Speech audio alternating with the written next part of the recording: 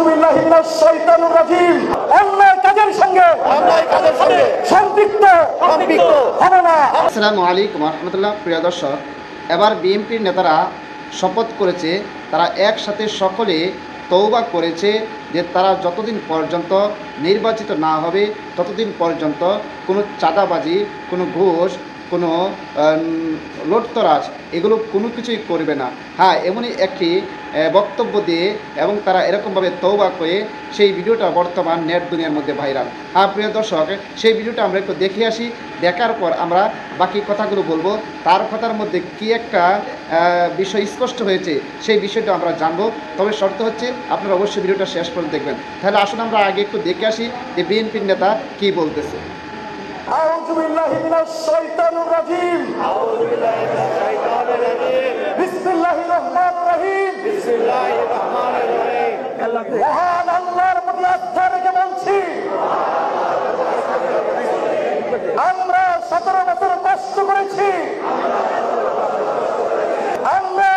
আমরা শহীদ জিয়ার আদর্শকে বুকে ধারণ করে যতক্ষণ পর্যন্ত বাংলাদেশে নিরপেক্ষ সুন্দর নির্বাচন না হবে ততক্ষণ পর্যন্ত এই সকল অন্যায় কাজের সঙ্গে সম্পৃক্ত হবে না। আমরা আজকে থেকে কোন চাঁদাবাজির সঙ্গে কোন দখলদারিত্বের সঙ্গে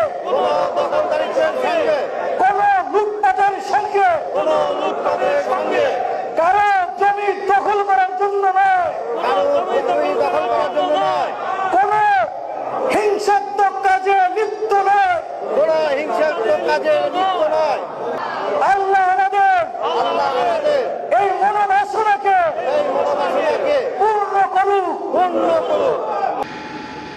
প্রিয় দর্শক, আপনারা সকলে শুনেছেন যে তারা তওবা করতেছে, তারা আল্লাহর কাছে মাপ চাইতেছে যে তারা আর চাঁদাবাজি করবে না, তারা আর কোনো লুটতরাজ করবে না, তারা কোনো সুদ ঘুষ এগুলো কোনো কিছুই করবে না ক্ষমতা যাওয়ার আগ পর্যন্ত।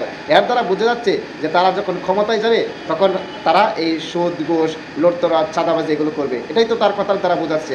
আমি সেটা মানে বিশ্বাস করি না, কিন্তু তার কথার মাধ্যমে কিন্তু সেটা ফুটে উঠেছে যে তারা ক্ষমতায় যাওয়ার পর এগুলো করবে, এর আগে করবে না। দেখেন তারা কীরকম উল্টাপাল্টা কথা বলে। আসলে বেশি কথা বললে মানুষেরা বেশি পচে যায়, বেশি কথা বললে বেশি ভুল হয়, সেটাই এই প্রমাণ দিচ্ছে বিএনপির নেতারা। প্রিয় দর্শক, তার এই বক্তব্য সম্পর্কে আপনাদের কি মতামত অবশ্যই কমেন্ট বক্সে জানাবেন। আর সবাইকে অসংখ্য ধন্যবাদ ভিডিওটি দেখার জন্য।